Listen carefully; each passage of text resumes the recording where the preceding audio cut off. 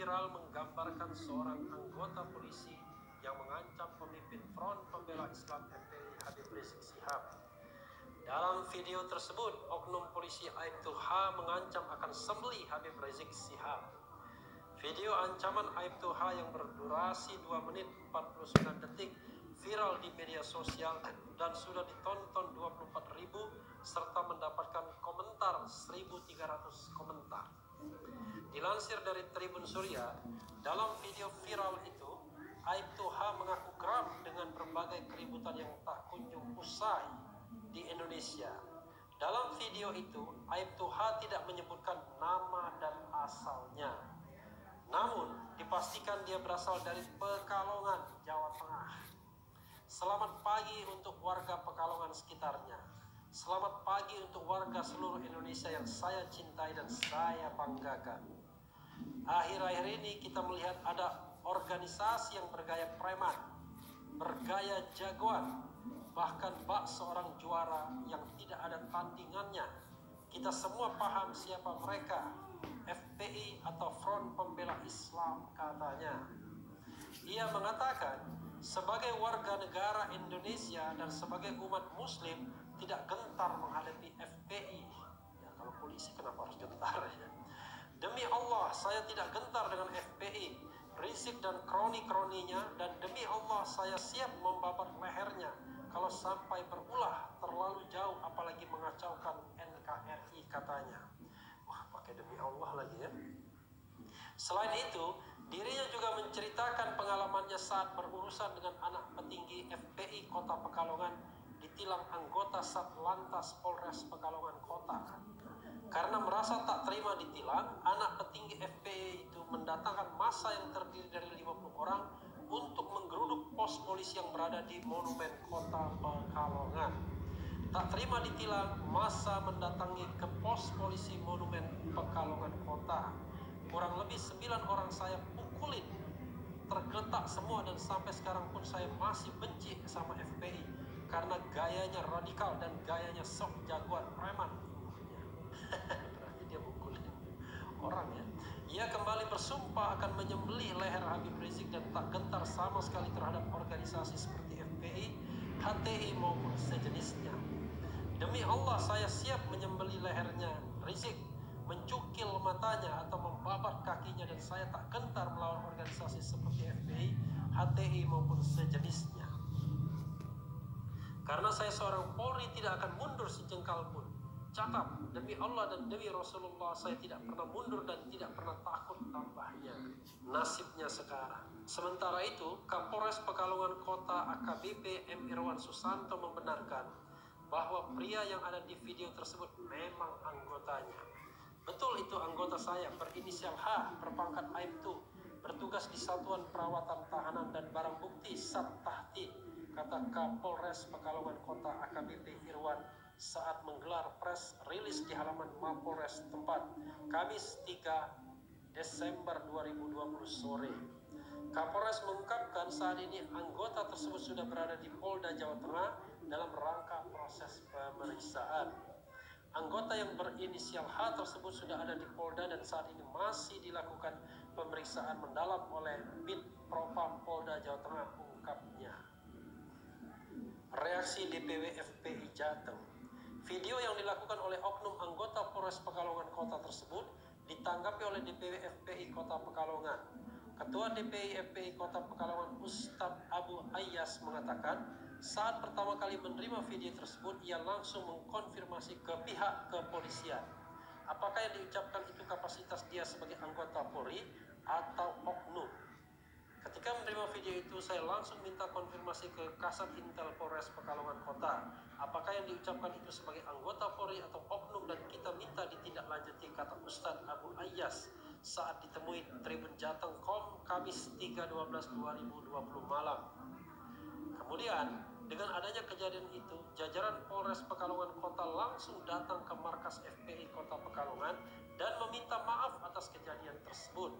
Alhamdulillah pada hari Rabu 2/12/2020 malam, Kapolres Pekalongan Kota AKBP M. Irwan Susanto bersama jajaran Polres sudah hadir ke markas FPI dan menyampaikan permohonan maaf atas nama pribadi dan institusi, katanya.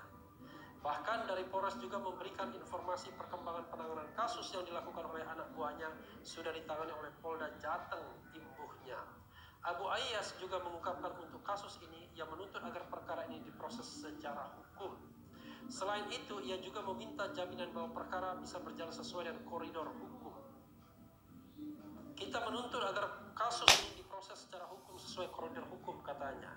Karena kita melihat apa yang dilakukan oleh oknum tersebut justru menunjukkan bahwa selama ini tali silaturahmi yang dilakukan secara harmonis, ternyata ada oknum-oknum yang seolah-olah baik ternyata menyimpan dendam dengan kita, ungkapnya. Kemudian saat disinggung mengenai anggota FPI yang dipukuli sama oknum tersebut hingga terjatuh, itu tidak benar. Bahwa apa yang disampaikan oleh oknum kepolisian yang memukul anggota FPI yang geruduk ke pos lantas kemudian dipukuli sama dia sampai terjatuh, itu tidak benar dan omongan itu ngelantur, ibu. Ya, sobat RH sekalian, itu tadi mengenai video viral seorang oknum polisi yang mengatakan demi Allah akan menyembelih Habib Rizik, ya, macam-macam, bahkan memutilasi kurang lebih, ya. Saya melihat ini dari beberapa dimensi, ya, tapi saya bangga dan bergembira, sobat RH sekalian, bahwa Mapolres, Kapolresnya langsung datang ke markas FPI dan meminta maaf atas nama pribadi dan atas nama institusi. Itu hal yang baik, hal yang bagus, yang harusnya juga dicontoh oleh atas, ya kan? Apalagi kalau kita lihat maaf-memaafkan ini kan tradisi kita, ya. Selain dianjurkan agama, ya juga merupakan sesuai dengan Pancasila, ya. Bagaimana kita harus memelihara kemanusiaan kita, persatuan kita yang dilandaskan pada nilai-nilai ketuhanan, bersikap adil sama orang, ya. Apalagi Habib Rizik sendiri juga meminta maaf atas kerumunan yang ditimbulkan atas antusiasme umat ketika menyampaikan pidato tentang revolusi akhlak, ya, revolusi akhlak pada peringatan 212 yang disiarkan secara Zooming, ya, secara virtual. Minta maaf, dan menurut saya ini juga hal yang baik, minta maaf, berdialog dan lain sebagainya. Karena begini, kalau kita lihat apa yang disampaikan oknum tersebut, ya, ada dua. Bisa jadi dia bermasalah dengan dirinya sendiri, mungkin saja dia mengalami kerumitan, ya, dan dia tumpahkan dengan cara berekspresi seperti itu. Tapi bisa juga itu adalah concern dia, keprihatinan dia melihat fenomena Habib Rizik, FPI dan lain sebagainya. Jadi justru ini tantangan bagi FPI, ya, Front Pembela Islam, untuk memelihara akhlak, ya kan, memelihara akhlak. Karena pimpinan tertingginya mengatakan revolusi akhlak, maka jajaran di bawahnya harus memulai revolusi akhlak tersebut dari diri FPI dulu, baru kita bisa mengajak orang lain. Jadi kalau misalnya ada perilaku masa lalu yang dianggap, katakanlah terkait premanisme misalnya, ya harus diubah sama-sama. Ya, hal yang sama juga berlaku untuk polisi, ya. Jadi marilah sama-sama kita memperbaiki perilaku kita. Tapi untuk terus kritis, ya tetap, karena kritisisme itu tetap dibutuhkan dan menjadi vitamin bagi demokrasi. Bukan berarti setelah memaafkan lalu kemudian tidak ada lagi kritik, tidak ada lagi saling silang pendapat, berbeda opini dan lain sebagainya. Itu justru berbahaya. Jadi seperti Habib Rizik misalnya, setelah dia minta maaf atas kerumunan yang ditimbulkannya dan menghimbau pengikut-pengikutnya untuk mematuhi protokol kesehatan, dan dia sendiri menyatakan membatalkan semua acara di seluruh Indonesia, itu kan berarti bagus. Berarti ada sisi yang dia taati dari apa yang dikatakan, apa yang dilakukan dan menjadi kebijakan pemerintah. Tapi di sisi lain dia tetap menuntut dialog dengan Presiden Jokowi, dengan Panglima TNI, dengan Kapolri. Memang dia bukan pejabat, tapi dia orang yang paling tidak suaranya didengarkan banyak orang, punya umat, punya pengikut. Jadi tidak ada salahnya dalam kerukunan berbangsa dan bernegara. Kita melakukan dialog-dialog yang dialogis, bukan yang monolog, bukan yang indoktrinasi, tapi dialog untuk saling memberi dan menerima. Toh, kalau ada kebaikan dari dialog tersebut, berguna bagi pemerintah. Adapun kalau saya kembali lagi kepada kasus viral video tersebut, ya sebelumnya kan banyak kasus-kasus serupa yang menimpa Presiden Jokowi. Orang mengancam akan katakanlah membunuh Presiden Jokowi, akan menganiaya dan lain sebagainya.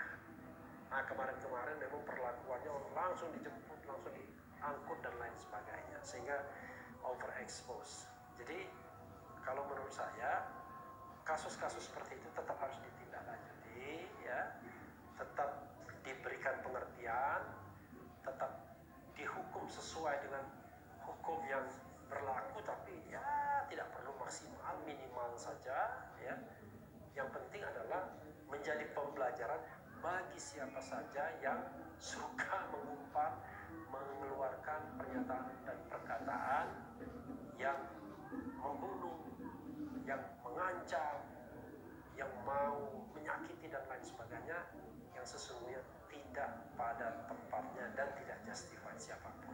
Tapi memang penegak hukum dalam konteks seperti ini harus adil. Mereka yang mengancam presiden diperlakukan ya seperti kita lihat, ya, ada yang dijemput paksa dan lain sebagainya, diangkut dan lain sebagainya. Tapi yang ini juga harus diperlakukan seperti ketika memperlakukan orang-orang yang mengancam presiden. Tapi kalau boleh saya appeal, kenapa kita harus selalu melakukan pendekatan-pendekatan yang koersif, pendekatan-pendekatan yang keras, seolah-olah tegas itu kalau kita memborgol orang, memenjarakan orang dan lain sebagainya. Kan bisa saja orang-orang tersebut diperlakukan tetap dengan baik, tapi hukuman yang setimpal bisa dikenakan kepada mereka asal tidak berlebihan, dan yang paling penting adalah membuat efek jerah bagi mereka agar tidak mengulangi perbuatannya. Ya kan kasihan juga seorang Aibtu, ya, mungkin ya dia polisi, mungkin pangkatnya tidak terlalu tinggi juga, dia juga barangkali bapak bagi putra putrinya, suami bagi istrinya dan lain sebagainya. Alangkah baiknya kalau misalnya pihak FPI dan Habib Rizik sendiri menunjukkan akhlaknya untuk memaafkan orang tersebut. Nah, luar biasa kan? Jadi Habib Rizik memulai dari dirinya sendiri. Toh diumpat, dicaci itu sebenarnya sakit tidaknya tergantung diri kita sendiri sih. Yang sakit jelas-jelas sakit itu kalau disentuh, kalau dipukul, ya, apalagi sampai dikenai benda-benda tajam, itu jelas sakit. Tapi kalau hanya dengan kata-kata, tergantung kebesaran jiwa kita. Apakah kita berjiwa besar untuk memaafkan orang, ataukah kita tidak berjiwa besar? Jangan lupa, memaafkan bukan berarti tidak punya deterrent effect-nya. Jangan salah, jangan-jangan dia malah melihat bahwa wah, ternyata tokoh semacam Habib Rizik besar jiwanya, mau memaafkan. Ya, jadi sobat RA sekalian, mudah-mudahan video ini sampai ke Habib Rizik, dan Habib Rizik